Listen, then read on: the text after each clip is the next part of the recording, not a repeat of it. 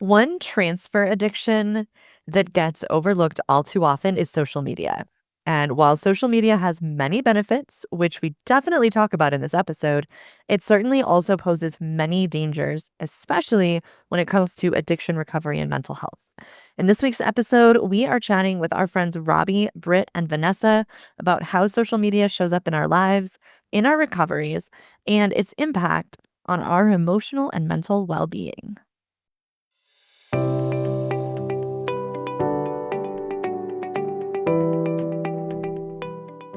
Welcome to Through the Glass Recovery Podcast, where we believe that connection is the opposite of addiction, vulnerability is the antidote to shame, and that recovery isn't just rewarding, but it's also a lot of fun. We're your hosts, Steve and Julie. Listen as we get together with friends to shed light on the hard things, talk about the other side of addiction, and how we create a life so full, there's no space left for alcohol.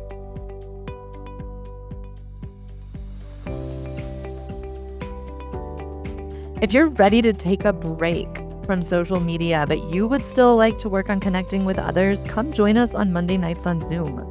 We get together face to face in real time and talk about all things emotional recovery. It's a great place to connect in a meaningful way, add some tools to your sober toolbox, and get you thinking about how you can keep your recovery momentum going. All the details are in the show notes, or you can visit our website at throughtheglassrecovery.com and click on online Zoom meeting FAQs.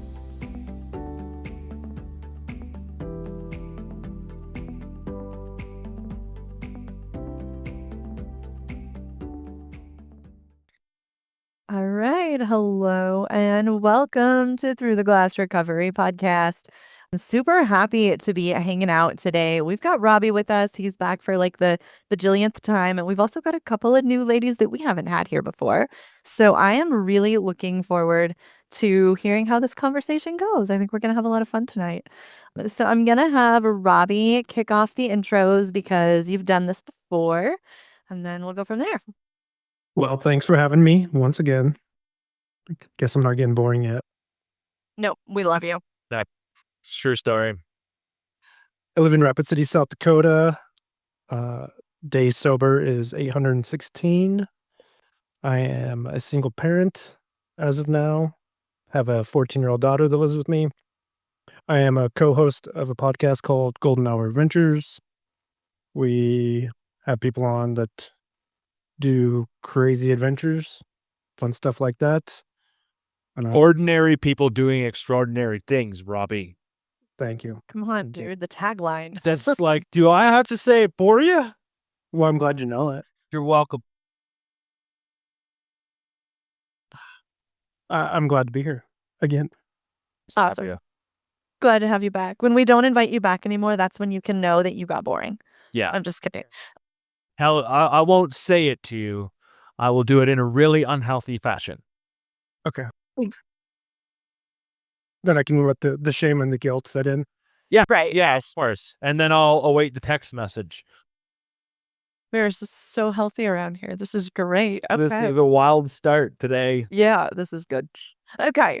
Vanessa, I am going to let you go next. Do you want to tell our listeners a little bit about yourself? Okay, my name is Vanessa. I am located in South Lake Tahoe on the Nevada side. I moved here about a year ago. Actually, not even a year ago. So I'm originally from the Bay Area. I am a recovery alcoholic and I am 546 days sober. So my 18 months is coming up. Yay! Awesome. And I was a professional relapser. I tried to get sober on my own millions of times and it just didn't stick. And finally, I reached out and asked for help. Simple message to somebody who was like a family friend. Messaged her in my lowest point, said, I need help. She was very active in AA and I didn't know what else to do. So I said, I need help. She said, let's go to a meeting tomorrow morning. I went and it's stuck ever since. So, and I'm also engaged to my sober half, who is actually one of my really, really, really good friends we were good friends for 18 plus years. We partied hard together. And he was 6 months sober when I reached out to him and said, I need help as well. So I had two people I was reaching out to, and our 18 plus years of partying friendship, once we got sober, it turned into more, and now we're engaged. So Amazing how connection happens after sobriety. Real connection. yeah, it was once the drunk goggles were off, we were able to see what was in front of us the whole time. So yeah. I love that. What a good story. Oh, that makes me happy for you. And you are pretty active on Instagram. Do you want to tell our listeners where they can find you on Instagram? Yeah, so my screen name is Sober in Lake Tahoe. And I actually made my sober Instagram when I was 6 months sober because I was moving here to Tahoe. I wanted a sober community and I didn't know how to find sober friends. So I ended up making that and started basically just documenting my journey because I wanted to see how my journey was going to progress. So you'll see lots of beautiful Lake Tahoe, me walking through the woods. I have 4 dogs. So, yeah, you'll see a lot of that snowmobiling out on the lake, just fun things to do in a sober way. Fantastic. I love it and super inspirational. I love anybody who's getting out there, like really living life and doing all the cool adventure things without alcohol. So, Yeah, so that's boring. absolutely. She's sobering out loud in the adventurous way. Yes, I love it. I love it. I feel like we could hang out, Vanessa. Yep. Let's do- All right. And then last but not least, we have Britt here with us. Do you want to tell our listeners about yourself, please? Absolutely. Thank you so much for having me. So I am Britt Brandon, and I've been in the health and wellness industry for over 22 years, and like since I was 18. So it's been my entire life has been all about fitness and nutrition. I have like every certification under the sun, just love it. I've worked with over 10,000 women worldwide and published 23 health books and totally looked like I had my life together. And I like to say that it worked until it didn't. And so we had a lot that was going on behind the scenes. I'm a mom of 3 amazing kiddos. And we lived in a pretty tumultuous house where there was like abuse and addiction going on. And so alcohol was my numbing way out. And then so luckily 6 years ago, on September 27th, I was able to stop that madness. And we are here today living a life that is like beyond anything I ever imagined. So it's pretty awesome. And we actually have a new book coming out, and it's for women in recovery. And it's all about using faith, fitness, fun, food. I'm going to get it all blundered up now. Like, They would have been like bees because you're Brandon, not like.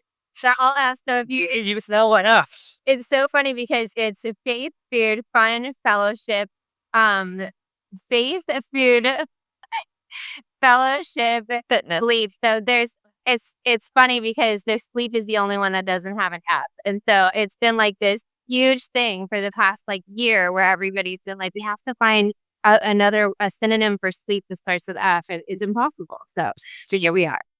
Did you ask ChatGPT to make up a new synonym for you? Oh, I didn't know that was even a feature. I don't even know if it is. I'm just, throwing it out there. Or you can send me an email. I'm good at making things up. Ask Julie and Robbie. Well, I might employ your services. Yeah. I feel like ChatGPT needs to be a part of tonight's conversation, actually. So I'm really glad you brought that up. You're welcome. Yeah, because I don't know if it's actually social media, but I am definitely going to chase that tangent at some point here in the next 40 minutes. I'm gonna write down the chat Wait. tangent that Julie wants to go on. Britt, thank you so much for being here. Listeners, and make sure you guys check the show notes. Go to our website. You can get the full show notes and you can get links to everything that these awesome people are doing in the recovery space. So make sure you check that out. For our topic today, social media can be a tricky thing to navigate in sobriety. It's certainly got its ups and downs that have to be figured out. So, how has social media played into your life in recovery? What have been some of the benefits? And what do you need to watch out for? anybody can dive in, and then we'll just we'll see where we end up. I know that when I first started out, it was just everything felt really loud.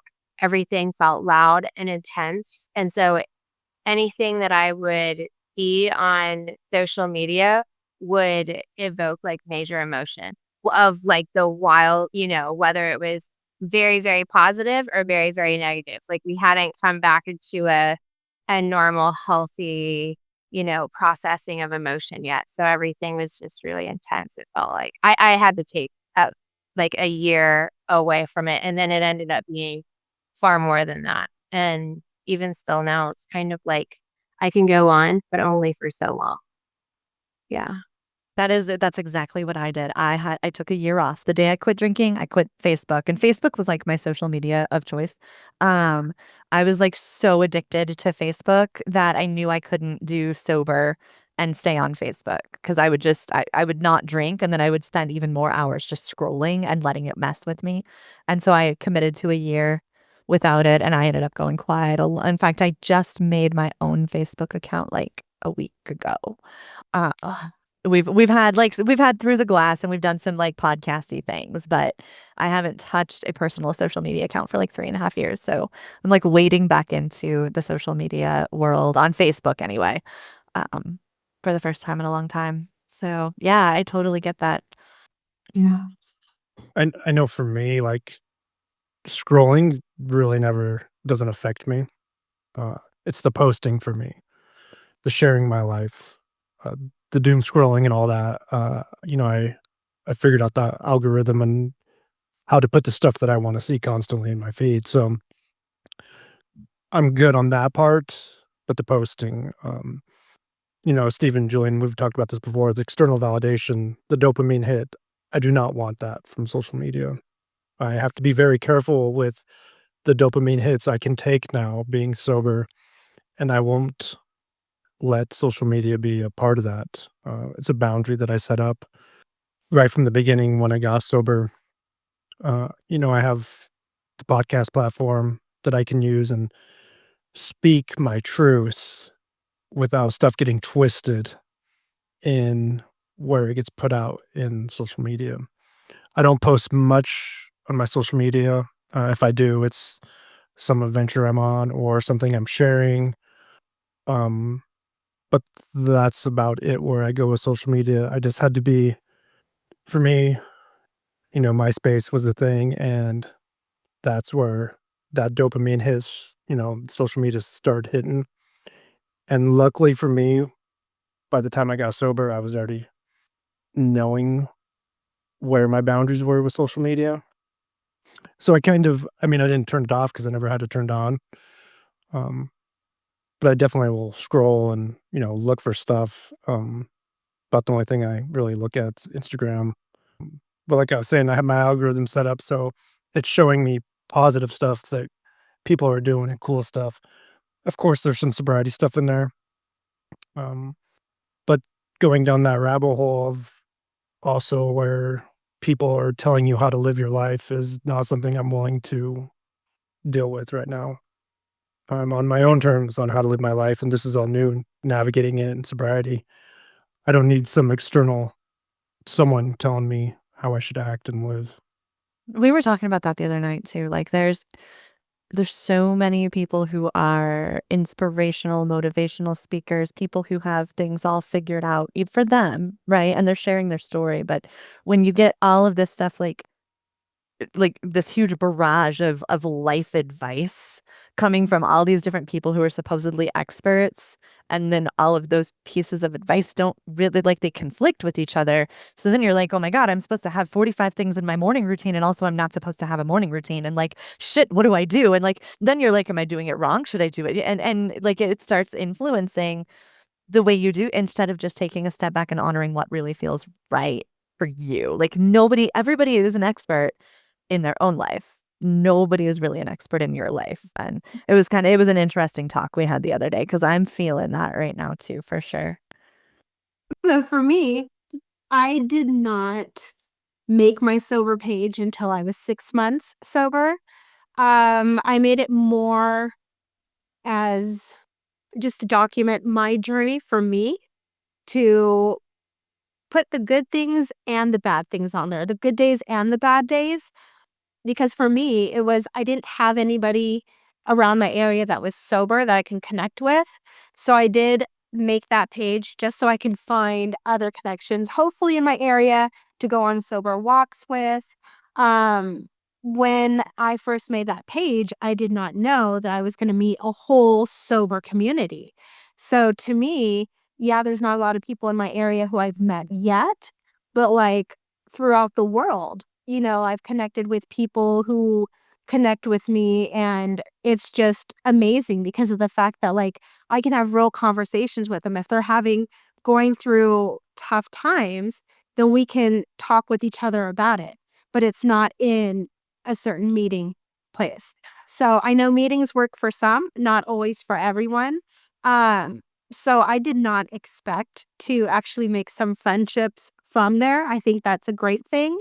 Another thing too when navigating is that I found because sober is the new cool thing, it's kind of hard to see who you're gonna follow, because of the fact that you have people who are jumping on the sober wagon, which is awesome.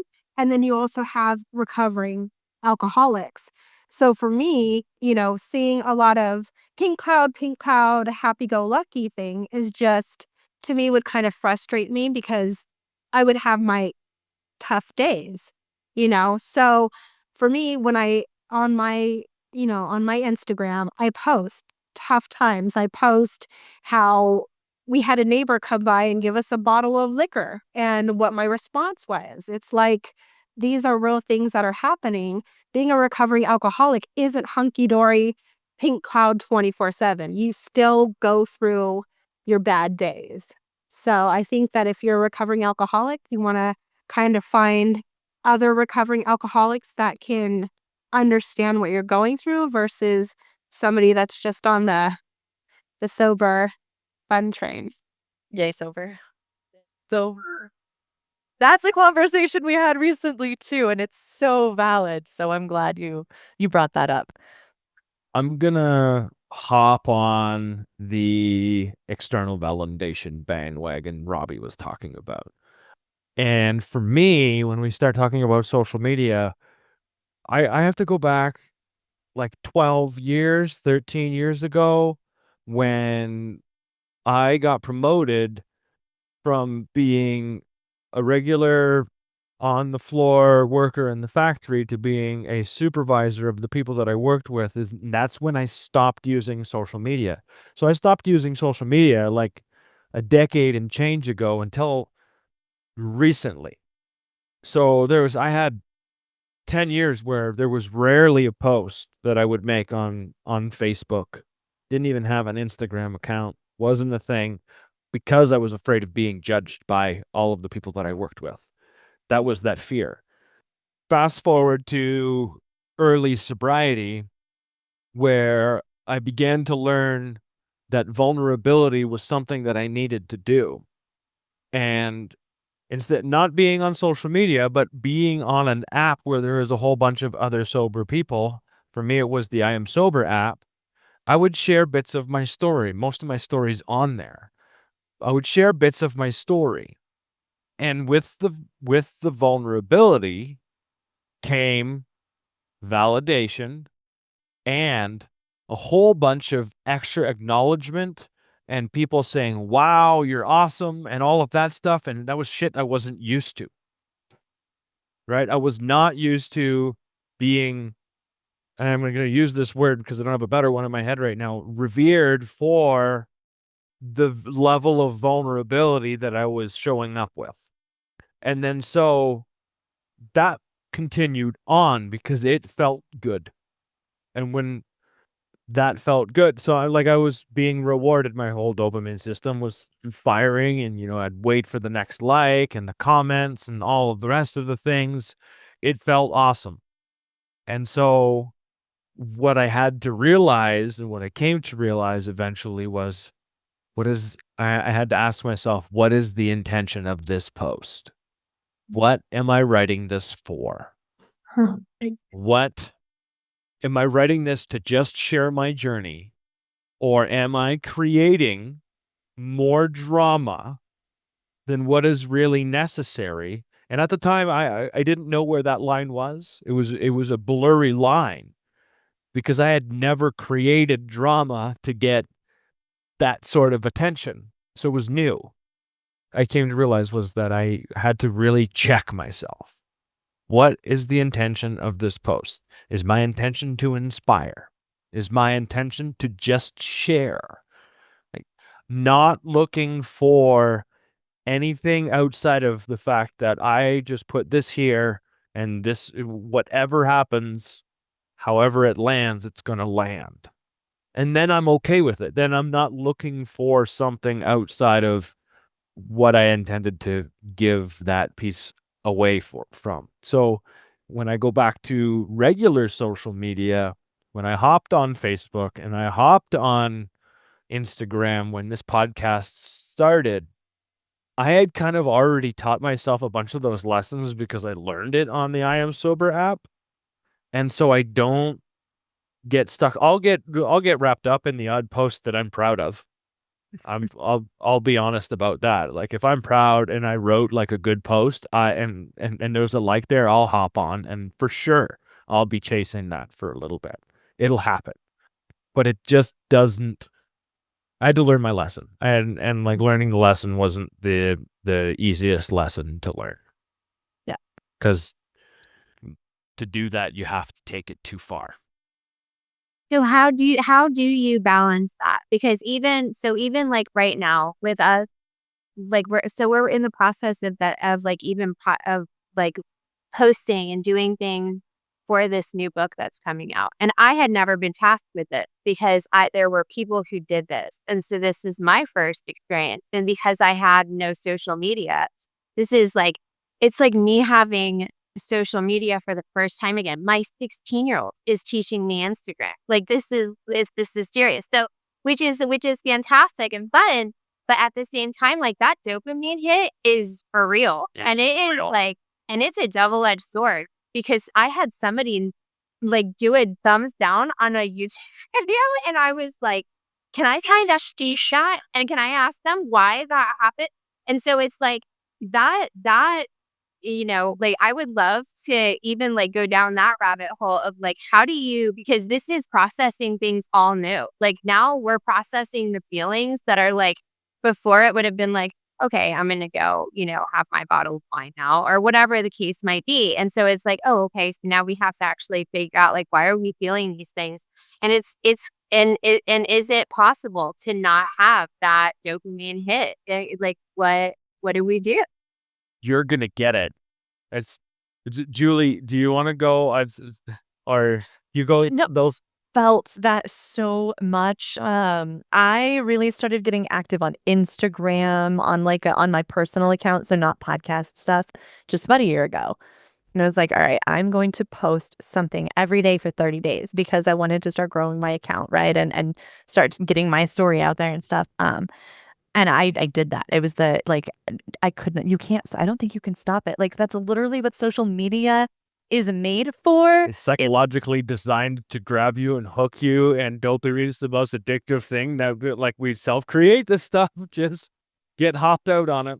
It's what it's for. And my problem was like, I put out like 6 reels in a row that like got all this like super great attention and like, it was great. And I was like, oh my God, I freaking love Instagram, right? And I didn't realize what was happening at that point, but I was like, God, this is like a new hobby. This is great. There's all these good things. And then I had like 4 in a row that just sucked. And I was like, I hate my life. Everything's stupid. The dopamine dump. And then I was like, oh, like, yeah, like it took me a little bit to realize that's what it is. That's the dopamine. And so like Instagram, while I was on this, my 30-day commitment or whatever, it was literally dictating my moods. I would be happy if I was getting a bunch of likes and a bunch of views and all of that. And then if I didn't, I would be like, everything in my life would suck, not just Instagram. But like I was not fun to be around and I was like really blah. And like when you first quit drinking and everything just feels really blah, like nothing really feels good. That's how I'd feel. until I'd have an upswing. And it took a bit to realize, like, that this is all dopamine. That's exactly what's happening here. So as soon as I start feeling really good about stuff on social media, that's my cue. I need to take like 14 steps back and reset everything, remind myself why I'm doing this, and then come back to it. Like, I will never be a consistent social media poster because my dopamine system cannot handle it. Like, I don't know that we ever gain that much control because that's, first of all, we're alcoholics, right? So we're hardwired to chase dopamine. I don't think that's ever going to stop for most of us. And then second, we're also just human, and it is psychologically created to suck us in and make us keep chasing more and more and more dopamine. So I think the answer is, like, it doesn't get to where it doesn't affect you at all. You just have to learn to watch yourself and step back. And if it has so much power that it's taking over your moods, which I don't know if you've experienced that or not, but like that to me is when it's time to put on the brakes and go live my normal life and get the hell off of my phone for a while. I think when we start using social media as our self-worth, that's when the negative things can happen, or the positive, right? That dopamine hit. If we are justifying our self-worth off of an app on a phone, there's some underlying issues, right? Because we're still trying to figure out who we are, what we are. Just because now we're sober doesn't mean that's going to be easy. And we should, community is great. But one thing I learned is making sure that I fill my cup and I'm not letting someone else take from my cup. And I feel, this is just me, I can put so much into social media where I empty my cup and it never gets full. Yeah, I'll get the dopamine hit, but it's like fake people out there replying and making me feel better about myself. Whereas in the sober community or in a meeting, once you get to know these people and things are good, that has meaning. Just comments out in social media land, they feel good at a time, but I'll read it and be like, who is this person? Why are they saying this? What is their intention behind what they're saying to me? And I just couldn't let my self-worth be based off of something that's, kind of just out there in nowhere land. To validate where Vanessa's coming from with the connection piece, though, I will just say, Steve and I met Robbie on Instagram. Like, we've hung out in person now. We are like really good friends. So real connection does also come. I'm not negating what you're talking about, Robbie. No, But just to like, that we got to like throw out the irony there that that's how we all met too. So real connection for sure comes from social media. There's just also lots of like riffraff of comments that don't really carry any clout. And I think it's important to recognize you can get both. I can't speak on the dopamine hit because I don't get a lot of action on my page, so I don't post consistently. It's not a bad thing, Vanessa. Trust me. Saying It's like I only post if I have a milestone coming up, or if a neighbor comes by and brings alcohol over, like what my reaction is. I post that kind of stuff. Like I said, it's more of a for me to document my journey so I can look back on it and see how I prepared for wine tasting with family and stuff like that. But I also have a timer on Instagram. So after an hour or whatever I have it at, it closes up. So I know not to spend a lot of time on there because I know if I were to look at it, before you know it, you're scrolling and hours go by. I don't know how influencers spit out a million reels, because I think I've made 1 or 2 reels, and one reel took me a very long time to try to make. I mean, I am going to be 43, so I'm not up with technology, but it's a lot of work. I watched Steve spend 8 hours on my living room floor making a reel one time. So it is not just you. Like, stop it. It's the best reel I've ever made. I've like, It's so much work. I would just prefer to live my life. And if something happens to come up, then I post it on there. I'm not posting it for other people to get their likes or to get their comments. If they're able to relate with that, then that's awesome. But like I said, it's more about documenting my journey for myself. So there she has it, her intent, Attention. Yeah. right? Yeah. Her intent is just to use it as a place to document her own things. And your intention was to find people that were local to you, you were using social media to help you out in your life. And you're also using the social media as a place so you can go and look back on your own things. Correct. If you look at just the basis in which you're using it for, it's for you for when you need it. Yeah. Right? It's not for someone else, or it's not to throw that out there so you can get something back from it. Correct. Right? And so, Britt, when you were talking about somebody doesn't give you the thumbs down, that reel that I spent 8 hours on, I posted it again this last Super Bowl because I made it the Super Bowl previous to it. And she's not wrong.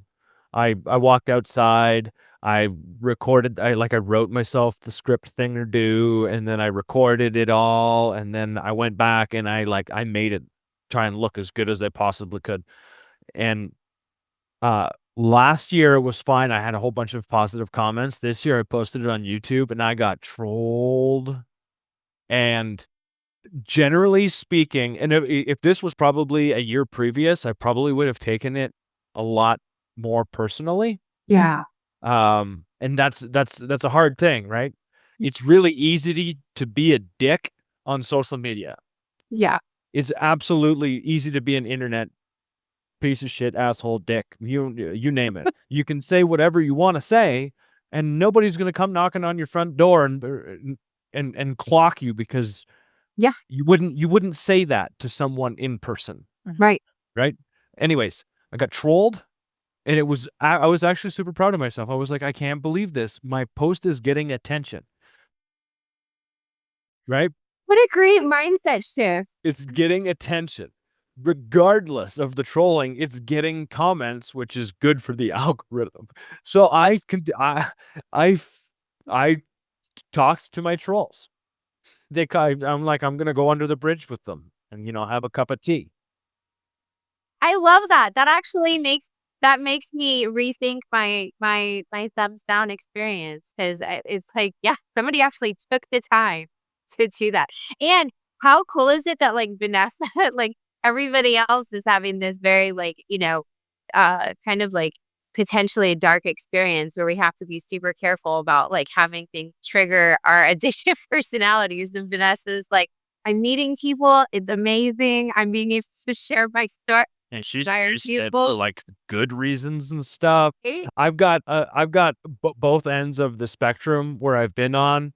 I've gone down the far end rabbit hole. I've done the doom scrolling. I've gone to screw this shit attitude, you name it. I even wrote down, be careful of the dopamine validation syndrome, because I feel like that's a thing. And so is the dopamine dump after you get 3 good reels and you're like, I am awesome at social media, and you're not. No, that's why I wanted to do this episode, is because I think we need to highlight the good and the bad. Yeah, we do. Steve and I met on the I Am Sober app. We literally would not be here if it wasn't for sober social media. This podcast wouldn't exist. We wouldn't know Robbie. We wouldn't be hanging out with Vanessa and Britt if it wasn't for sober social media. So it has a massive benefit. It just also has its dark side. And as alcoholics, none of us are good at finding balance. We're just inherently bad at it. And Especially at the beginning. Except apparently Vanessa, who has balance figured out. Yeah, like I said, you could set a timer on it for it to close after an hour.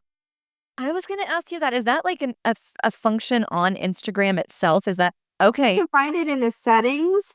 I don't remember how I found it. I just knew I didn't want to spend a lot of time on social media when I can actually get out of the house and go for a walk and do other stuff. Yep. So I'd rather live my life off the screen rather than looking down at my phone. Instagram doesn't advertise that shit, Julie. I know. I think that's really important though. Like you Um, don't see that on one of the sponsored ads when you're going by. Make sure you don't hang out on here too long. I want to talk really quick. Robbie was talking earlier about like he knows the algorithm. He's got everything that shows up on his Instagram is stuff he wants to see. I think, first of all, it's really important to curate your social media. Let your social media know what you like. Hit the like button on the posts that inspire you, that you want to see more of, whether it's the people or it's the topic or whatever. If you like things, like you actually hit the heart, then you're going to see more of that good stuff. And you can also tell Instagram and Facebook, I don't want to see stuff like this. Stop showing it to me. So when I first started my Instagram account and I posted a couple of things about drinking alcohol, Instagram was like, oh, this chick likes to drink. So I was getting all kinds of like pro alcohol stuff. And I had to tell it multiple times, like, stop, I don't want to see that anymore. And it got the picture. The other thing that I think is really important is everybody needs to use the unfollow feature like way more than we do. Because one thing that I'm really bad about with social media is I like to I want to say I like to. I'm just really guilty of comparing myself to other people. And if I have that as a topic to talk about. if I'm in a funky place emotionally, just for whatever reason in life, if I'm feeling a little bit insecure or I'm doing like the imposter syndrome thing or those normal feelings, like we all have those, if that's where I'm at and then I get on social media, I'm going to start comparing myself to people. And then it turns really unhealthy. And then I just like, I feed the insecurity monster, you know? And so I noticed pretty early on, there's certain people that I'll compare myself to harder and worse than others. And for sure, it's like it's jealousy, it's insecurity, it's things that I need to work on clearly. But Instagram isn't helping me. So I unfollow these people. If I don't generally get really good positive feelings when I see somebody's content, I unfollow them. It's not my job to keep following them. I don't owe them anything with my follow. So I'm pretty brutal when it comes to who I follow and then quickly unfollow if it's not feeding me exactly what I need to inspire me or keep me motivated or otherwise make me feel something positive. I completely agree. There was a meme about, and I was just actually talking about this earlier this week, but and it resonated with me because it was like a girl saying, I was talking with my best friend. She was saying, "Oh my gosh, can you believe like all of these terrible things that are in our feeds about, politics in the world and all of these horrible things that are going on?" And it's like, and then there's me who, all I have are like funny cat reels of people who are doing, ridiculous things.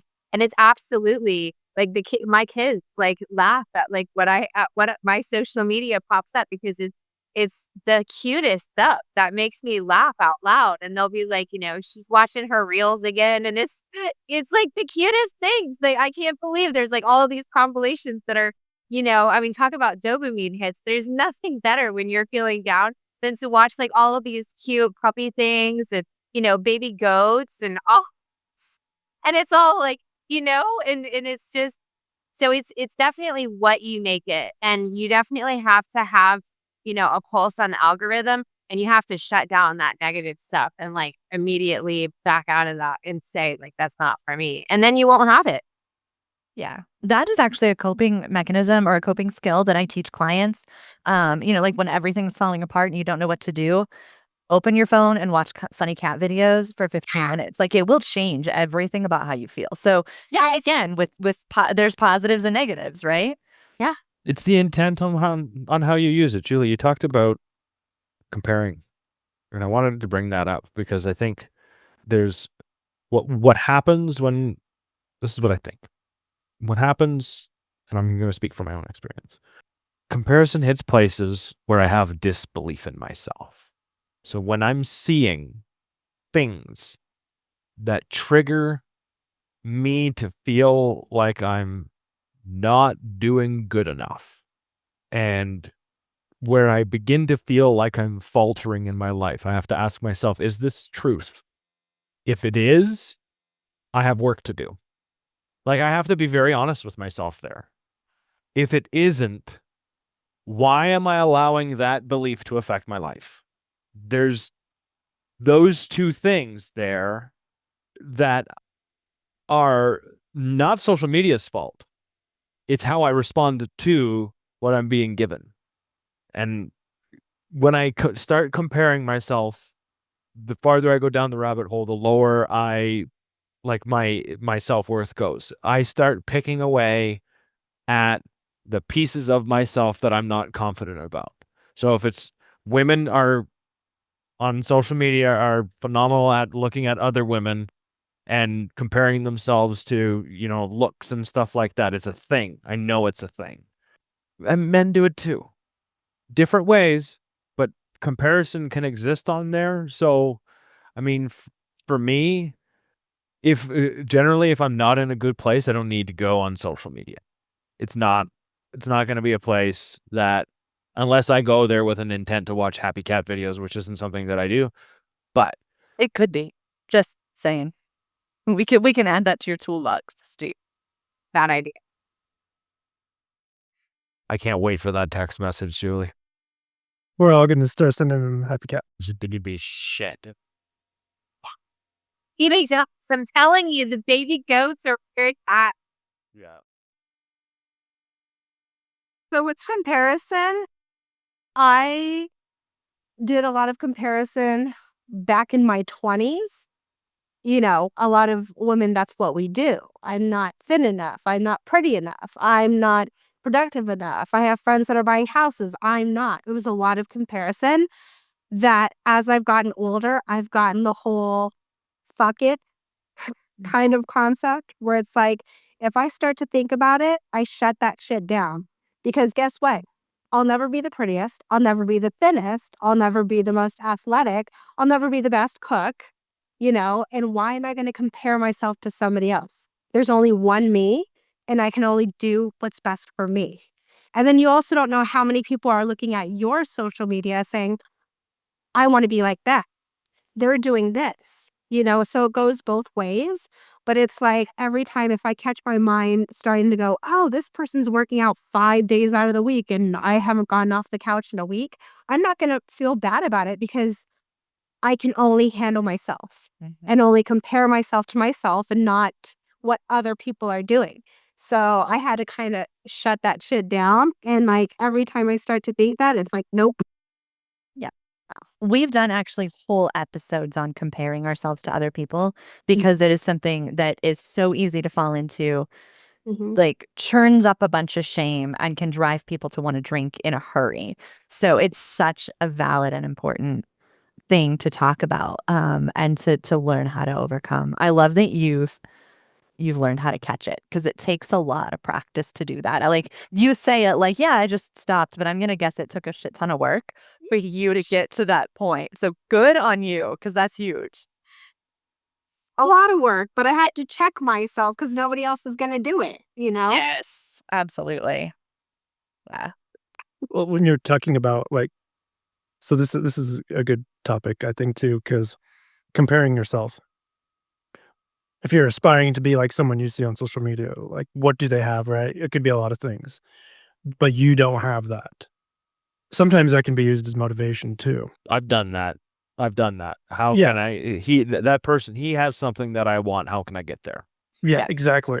And that's, for me, that's what I seek and look for is that positive way to go. Now, like our society tells us, people throwing money around, whatever, right? All kinds of things. That is luxurious. That's something to strive for, all that.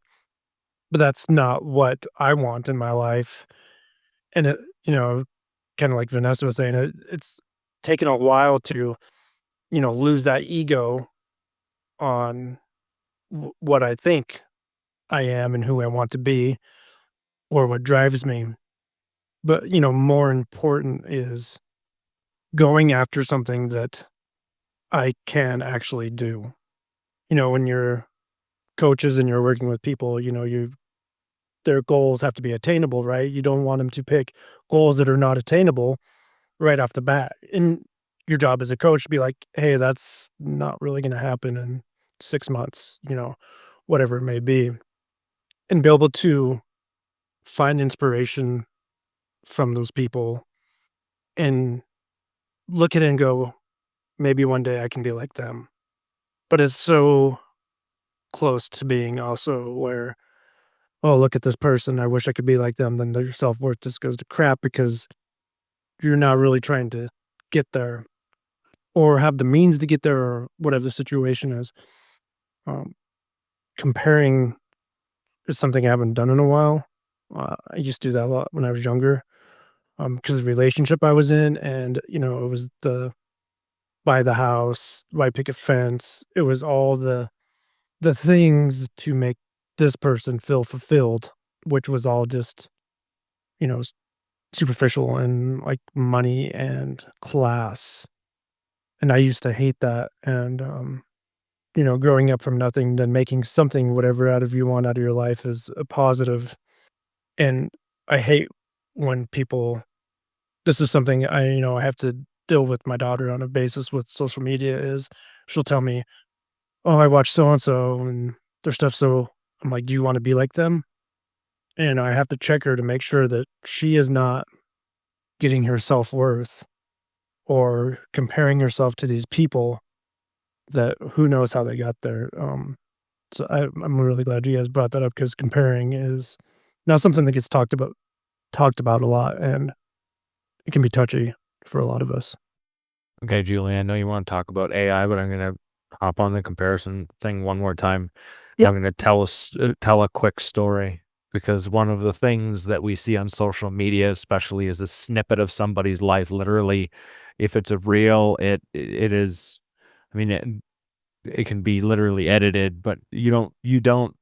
We come up with these stories based on one picture, one moment, and a caption that's written, and that's it. So, story.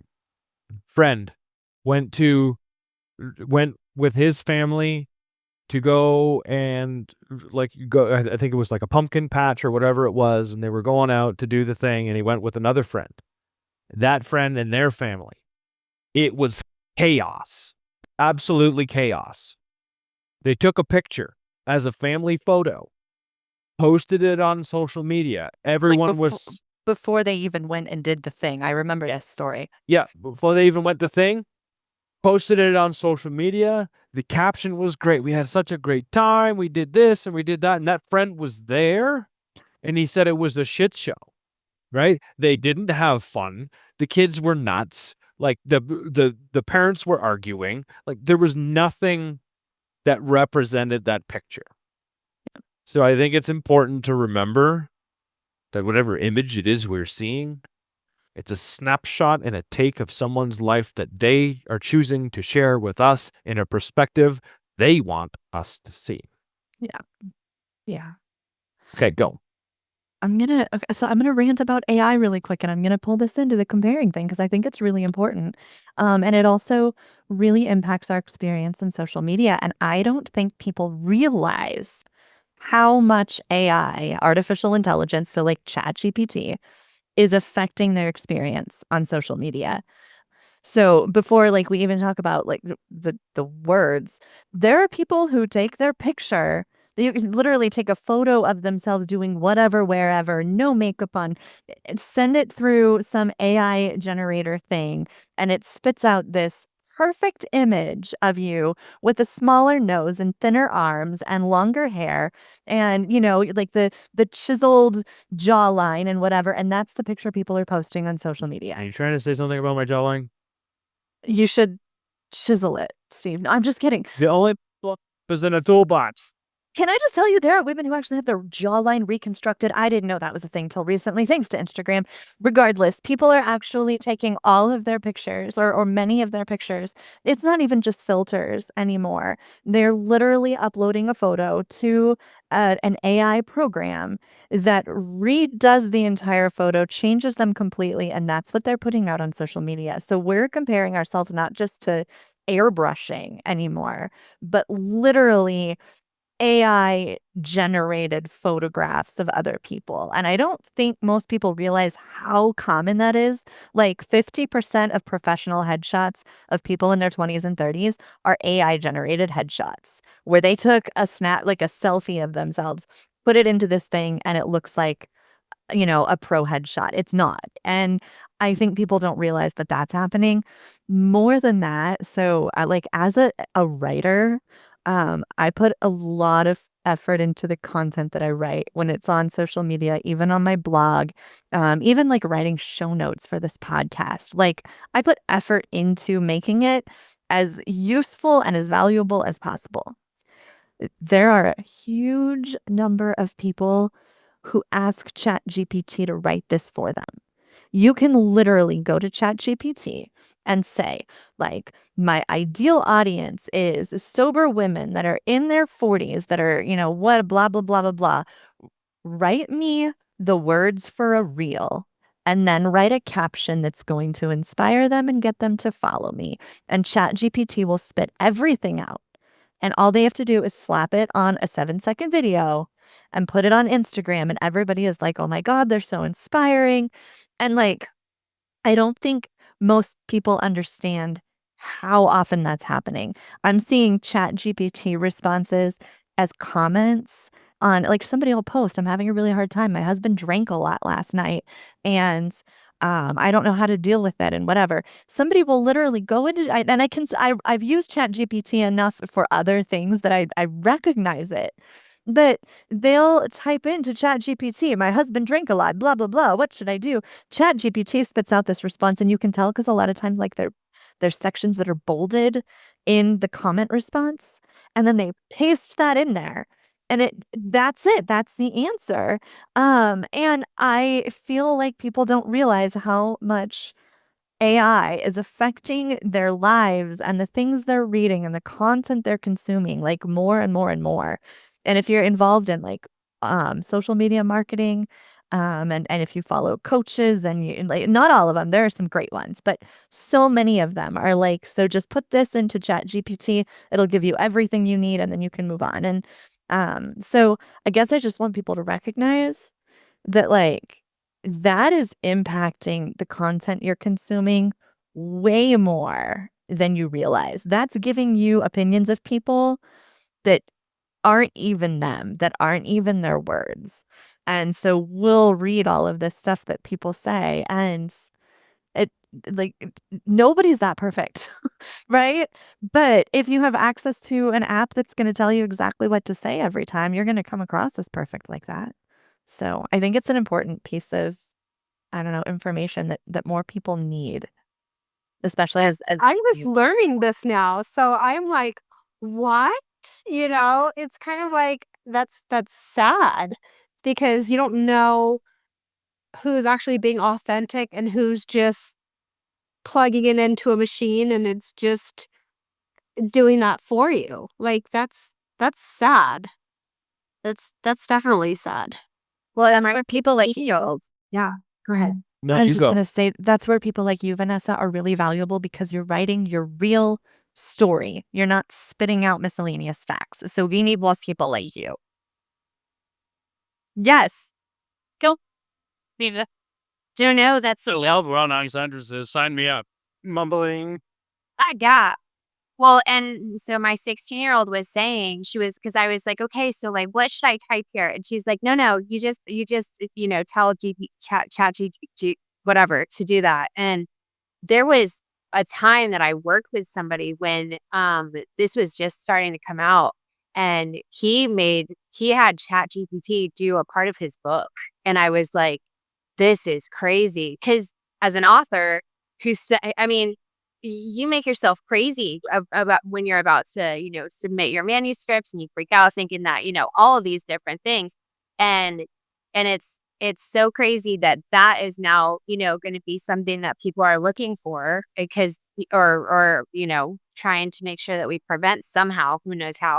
But with her age, she was like, yeah, you can feel it. You can feel your creativity literally diminishing. Like if she was asked to make a caption now, she would be like, completely done for. And because she just relies on ChatGPT, she just wants to be able to tell it what to do, and then voila. And so that age group that is now in middle school and high school, which are what my kiddos are, they're, up against this very simple tool that can be used that is, beneficial, but also just like we were talking about with the double-edged sword. I mean, it's going to be very interesting to see what the detrimental effects are in terms of, I think, creativity is like a muscle. If you're not going to use it, you're going to lose it. And so it's going to be very interesting to see what the outcomes are if this generation is just relying on that. Okay. So now that you're talking about this, I had this thought last night, actually. And it was about this same theme that you were talking about, Britt. ChatGPT is the new calculator. How many people, Oh, yeah. when we didn't have a calculator, we did paper math, right? Yeah. We have these things now, and instead of doing paper math, we just use a calculator. It spits the number out for us. What is ChatGPT? You give it an input, like numbers, and then it spits out the thing, your answer that you end up using for it. Like, I mean, that's what I know that because I don't really know how to do paper math anymore because I use this thing. Yeah. Anyways, that's just, I thought about that comparison last night and I'm like, God damn, that's it. That's exactly what is going to happen. Yeah, it's crazy. The creativity piece is like, we're going to lose the creativity, right? I have a friend who was in the middle of a hard conversation with a significant other over text. And when she got to a point where she really didn't know how to respond, she asked ChatGPT. And that's the response she sent. And so now we're not losing just creativity, we're losing like emotional intelligence, right? Because now we're not even having to communicate for us. We're just like, ChatGPT, what should I say to this? I'm not sure where to go from here. And you don't even have to work through the tough conversation and work through the words that you want to say and actually express your feelings because you have something to do it for you. My daughter told me the other day, she asked ChatGPT how to tell me that she kissed a boy. That's how I got that information, was ChatGPT told her what to say. So we're losing the ability to communicate like real humans too, depending on, and yeah, I realize we're like past the social media thing and now we're on a tangent, but Oh yeah, so I think it's really important stuff. Anyways, like Robbie had something to say. Go for it, dude. Me and my conspiracy theorist said, anyways, it's really hard to know what's real and what's not. And the quicker for myself I put that on, it's easier for me. We've been doing this for a long time. Since we've, been on this planet. People can lie. They can put on a really good show, all that stuff. You don't know if their emotions are real, if their feelings are real, if they're fake. People have been doing this beginning of time. So for me, growing up the way I did and some of the stuff I went through, I had to kind of almost, deal with this at a younger age where, my father would be yelling at me crazy and wake up in the next morning and like nothing happened, that type of thing. So for me, I guess it's just like, I don't know if I believe this person is real or fake or what's really going on.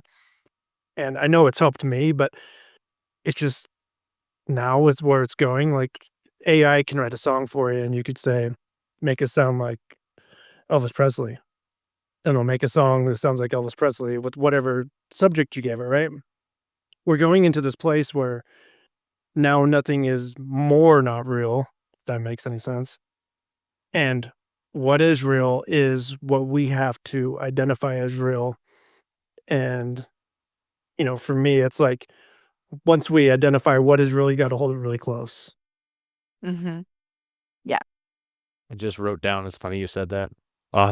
Authenticity, real, comes at a premium, I think, on social media. If you find it, hold on to it. I might as well just wrap this up unless you guys got anything else to say. Britt, Vanessa? All right. Social media has its dark side and its light side. And I think we've shared both sides of that here in this podcast with the connection piece and finding community and using it in a healthier way, catching ourselves. Even with AI, what is your intent? And I think that's what it comes down to, even with social media. What is my intent? And then if I can come back to a place where it's true and real and honest to me, then go with it. I mean, you're going to learn what's going to work for you and what isn't. It is definitely a dopamine generating machine.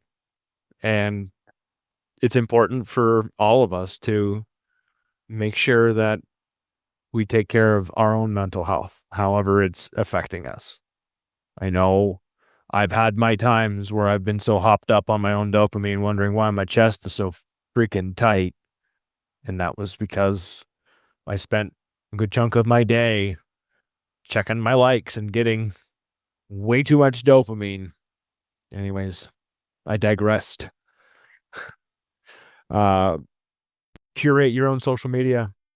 Unfollow when you don't. It's okay to unfollow when you don't like someone or someone's content. There's so many of us out there, it's ridiculous, like the population of the world. Not everyone's for us, and that's just do it if it's good for you.